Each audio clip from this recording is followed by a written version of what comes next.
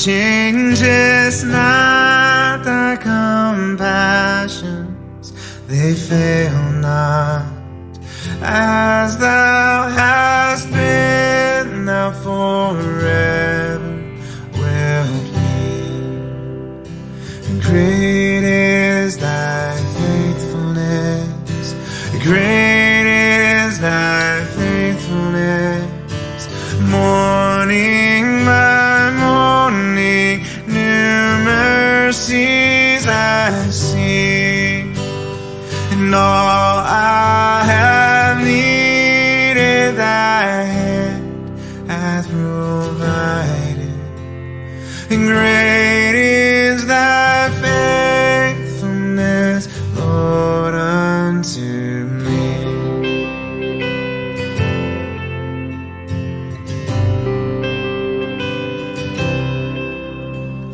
Summer and winter, springtime and harvest, the sun, moon, and stars in their courses above, and join with all nature in manifold witness to thy great faithfulness, mercy, and love.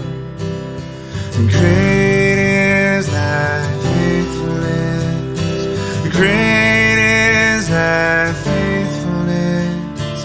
Morning by morning, new mercies I see, and all I have needed thy hand hath provided. Great is thy faithfulness, Lord, unto me.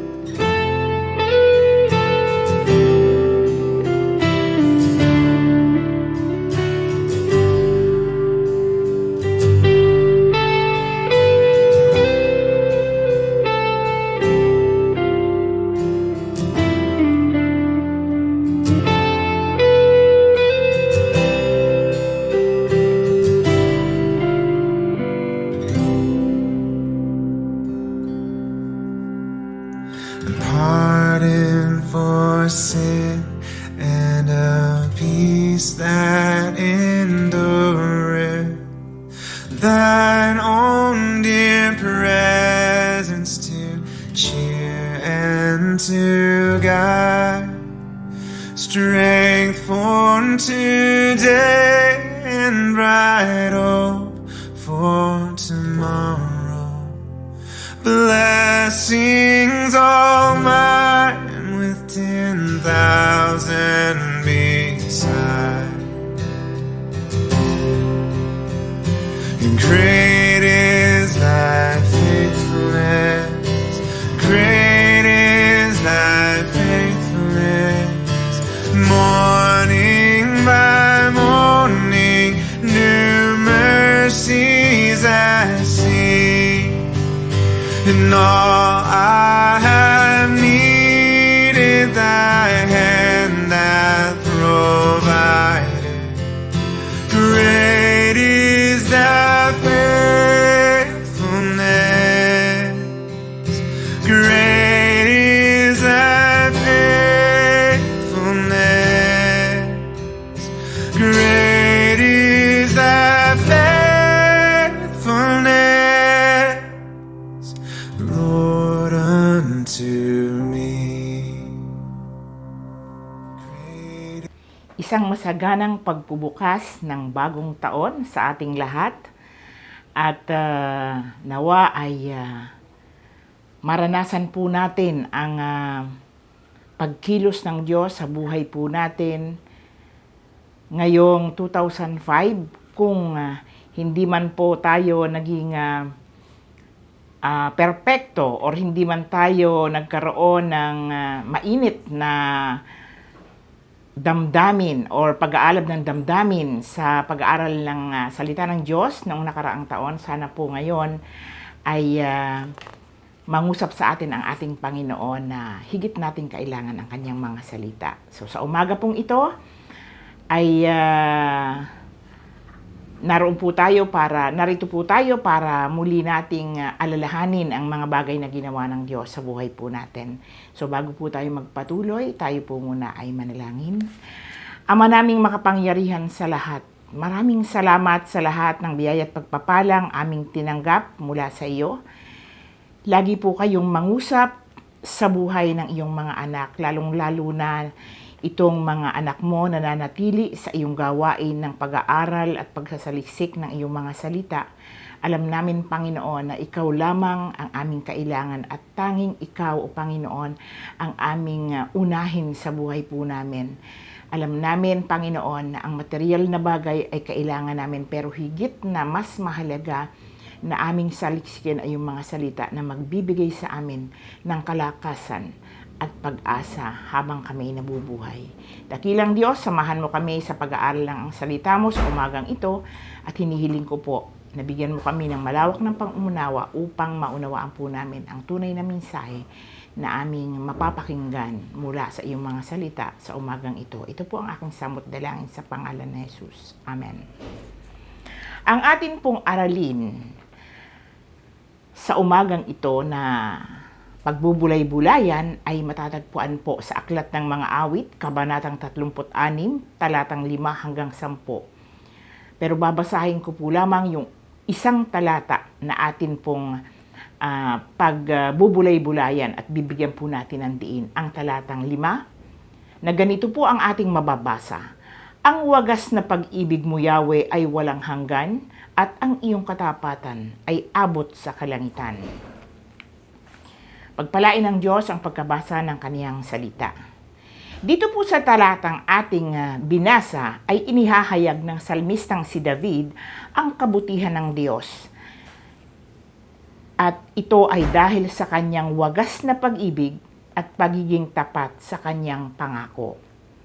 Walang sino mang tao ang makapagsasabi kung gaano kalaki o kalawak ang pag-ibig ng Diyos sa sangkatauhan. Sinabi po niya sa talata sa Biblia, sa talata na sa John 3:16 na gano'n na lamang ang pag-ibig ng Diyos sa sanglibutan na ibinigay niya ang kaniyang bugtong na anak upang ang sinumang sa kanya'y sumampalataya ay hindi mapahamak kundi magkaroon ng buhay na walang hanggan. Sa katagapong ito, una sinabi, ganun na lamang ang pag-ibig ng Diyos. At ito po'y nangangahulugang hindi maipaliwanag ninuman kung gaano kalaki or hindi natin masukat ang pagmamahal ng Diyos sa atin. Hindi tayo karapat-dapat sa harap ng ating Panginoon dahil sa ating mga kasalanan. Pero dahil mahal niya tayo, dahil sa pag-ibig ng Diyos sa atin, sinikap or siya po ang nag-isip ng paraan kung papaano maibabalik ang ating nasirang relasyon sa ating Panginoon. At dito po nagnais siya na ang sangkatauhan ay maligtas at meron po siyang pagnanais na makasama niya tayo sa kanyang kaharian. Minahal tayo ng Diyos kahit hindi tayo kaibig-ibig. At dahil dito, hindi tayo nag-atubiling lumapit sa Panginoon sa panahon na tayo ay may pangangailangan. Dahil alam nating hindi tayo matitiis ng Panginoon na makitang naghihirap ang ating kalooban at nahihirapan tayo sa ating mga dalahin. Pangalawa po yung salitang tapat, yung katapatan ng Diyos. Ano po ang patunay ng katapatan ng Diyos? He is a promise-keeping God. Kapag nangako ang Diyos, makakaasa tayo na ito'y mangyayari or matutupad. Ang pangako ng Diyos sa ating mga ninunong sina Abraham, Isaac at Jacob ay tinatamasa natin hanggang ngayon. matapos ang ilang libong taon at nangangahulugan lamang na ang Diyos ay hindi nagbabago. Siya ang Diyos noon, ngayon at sa hinaharap. Maaasahan natin ang kanyang mga salita dahil alam natin na ang Diyos ay mapagkakatiwalaan. No? He is reliable and consistent. Hindi kagaya ng tao na pag nangako, pwede pong mabali yung pangako or pwedeng magbago ang isip ng taong nangako sa atin. Nangangako ang tao, pero nababago ang pangako pag nakakitaan po tayo ng pagkakamali or hindi po nila nakamit yung kanilang inaasahan doon sa taong kanilang minamahal. Pero ang Diyos po, dahil ipinangako niya sa atin ang magagandang bagay, no? Alam po natin na magkamali man tayo, magkulang man tayo, o makagawa tayo ng kasalanan sa Panginoon, ang Panginoon ay handa pa rin tayong patawarin. Hindi po kailanman magbabago ang pagmamahal sa atin. Maaring pag tayo'y nakagawa ng hindi maganda, galit ang Diyos sa ginawa natin. Pero yung pagmamahal niya sa atin, hindi po yun magbabago. Siya ay gumagawa ng paraan kung papaano manunumbalik, no, ang ating nasirang relasyon sa Kanya. Naroon lagi ang pangunawa at binibigyan lagi tayo ng isa pang pagkakataon or another chance na para po mabago yung ating maling pamumuhay. Kaya't mga magulang ko't kapatid, paano ba natin maia-apply, no, sa buhay po natin itong katuruan sa talatang ito? Una, rely on God's promises. Asahan po natin ang pangako ng Diyos. Pero tatandaan po natin na ang pangako ng Diyos ay atin lamang mararanasan kung tayo ay susunod sa Kanyang kalooban at magpapasakop tayo sa Kanya. Pangalawa, saliksikin lagi natin ang salita ng ating Panginoon. Huwag tayong tumigil sa pag-aaral at pagbabasa ng Biblia para lumalim pa ang ating pagkakilala sa ating Panginoong Diyos at magkaroon pa tayo ng pagnanais kung papaano natin mapag-aalab ang ating pananampalataya. At pangatlo, alamin natin ang layunin ng Diyos sa ating buhay. Alam po natin na tayo ay may mga kanya-kanyang layunin. May purpose ang Panginoon sa buhay ng bawat isa sa atin. At dapat alam po natin yon. Bibigyan natin ng pagpapahalaga ang ginagawa ng Diyos sa buhay natin. Kung ang Diyos ay naging mabuti sa atin, no, ano po ang dapat nating isukli or ipalit or ibalik sa ating Panginoon. Ang atin pong ginagawa, no, kung tutuusin, hindi po yan sapat.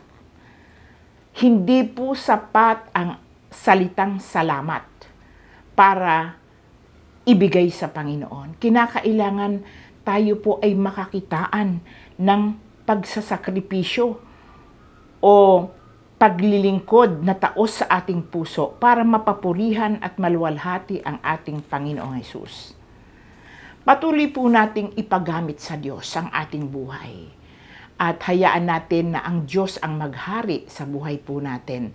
Kasi kung ang ating puso, no, kung ang ating pong puso ay hati, kalahati sa Diyos at kalahati sa makamundo or makasanglibutang gawain, ay hindi po ako naniniwala na tayo ay babaguhin ng Diyos. Kinakailangan maibigay po natin ang buo nating pagkatao sa ating Panginoon para siya po ang magbabago sa buhay natin. Malayang magagawa ng Panginoon sapagkat alam ng Panginoon na hinahayaan na natin siya. Ipinagpapaubaya na natin sa Kanya ang ating buhay. Kaya't yun po ang nais ng Panginoon sa atin, ang isuko natin ang ating mga puso. Alam ko po na ang pusong ito ay ipinagkaloob sa atin ng Panginoon na malinis. Pero tayo po ay naging matigas ang ulo, nadungisan ang pusong ito. Kaya't bukas po ang kamay ng ating Panginoon at handa po siyang baguhin kung ating ipababago ang ating puso sa ating Panginoon upang patuloy siyang makakilos sa ating buhay. At kung nais po natin na maging stable, ang buhay po natin, gawin nating angkla ng buhay natin ang ating Panginoong Diyos para hindi tayo madala ng kalaban umaligaw ng landas. Di po ba ang barko? Pag ang barko ay naghulog ng angkla sa isang lugar, kahit po anong lakas ng hangin, hindi po yan. Maaring yan ay gumalaw, kaliwat, kanan, pero hindi po siya madadala ng hangin kung saan-saang direksyon. Kasi nakaangkla na po siya doon sa lugar na kanilang pinaghulugan ng angkor o ng angkla. So pag ang buhay po natin ay nakaangkla sa Panginoon, alam po natin na hindi tayo matitinag at hindi tayo madadala ni numan. Alalahanin natin lagi na ang Diyos ay mabuti at ang kanyang pag-ibig ay mananatili. Siya ay tapat at maaasahan natin sa lahat ng oras o lahat ng sandali ng ating buhay. Ang kanyang pangako ay kanyang tutuparin. Pag sinabi ng Panginoon, alam po natin na yan ay mangyayari. At siya po ay ating maaasahan at kailanman hindi magbabago. So, kailangan po natin na ibigay sa Diyos ang pinakamataas na papurit pasasalamat para sa kabutihan at pangangalaga ng Diyos sa buhay po natin. So, ito po ang ating mensahe sa umagang ito at sana po ay makita natin at matuto tayong suriin ang ating mga sarili. Ano po ba ang pwede pa nating gawin para maibalik ang papuri at pasasalamat sa ating Panginoon puwera po sa salitang salamat. So tayo po ay manalangin.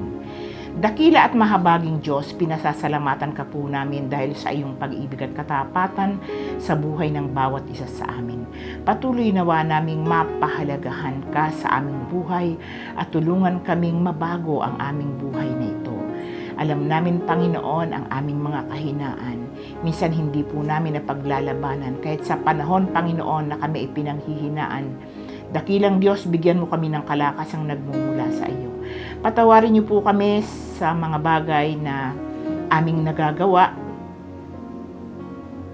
na hindi po kanais-nais sa iyong banal na harapan. At nawa, Panginoon, ay turuan mo kami na maging tapat at magawa po namin ang aming mga makakaya ng may kagalakan sa aming puso na paglilingkod. Alam ko po, Panginoon, na sa aming kapaligiran maaring may mga tao na maging dahilan or maging hadlang sa paglapit namin sa iyo. Pero Panginoon, tulungan mo kaming maging matatag. Palakasin mo ang aming pananampalataya at tulungan mo kaming maituon lamang namin sa iyo ang aming puso, ang aming isip, para sa ganun, Panginoon, ay makapaglakbay kami ng maayos at walang pag-aalinlangan. Alam namin, Panginoon, at ginawa mo na sa buhay namin ang maraming bagay. Kaya't wala, Panginoong, pangamba na kami, o Panginoon, ay magpatuloy sapagkat ipinakita mo na sa amin ang iyong wagas na pag-ibig, ang iyong katapatan sa buhay pa namin. Maraming salamat, Panginoon, sa katugunan mo sa aming mga panalangin. At nawa, Panginoon, kung anuman ang naging pagkukulang namin sa nakaraan naming mga taon, nawa, Panginoon, ito ay aming mapunuan sa taong darating at lalo pa, o Panginoong, mapag-alab namin ang aming pananampalataya sa iyo at magawa po namin yung layunin mo sa buhay ng bawat isa sa amin. Dakilang Diyos, patawarin kami sa aming mga kasalanan at dalangin ko, o Panginoon, na ang mga anak mo, kaming lahat na nagtitiwala at nagmamahal sa iyo, Panginoon, ay lalo mo, o Panginoong, pag-aalabi ng aming pananampalataya at bibigyan mo kami ng kalakasan, hindi kami magsasawa, hindi kami mapapagod sa pag-aaral at pagsasaliksik na iyong mga salita. Dakilang Diyos, dalangin ko na ang bawat isa sa amin ay lumago sa aming pananampalataya At nawa, Panginoon, ay maisabuhay namin lagi ang mga salita mo na aming napapakinggan at napag-aaralan at makita ito sa aming buhay. Dakilang Diyos, ang buhay na ito ay inaasahan namin magiging liwanag sa lugar na aming kinasasakupan at nawa, Panginoon, ikaw ang maghari sa aming buhay. Ito po ang aking samot dalangin sa pangalan ni Jesus. Amen.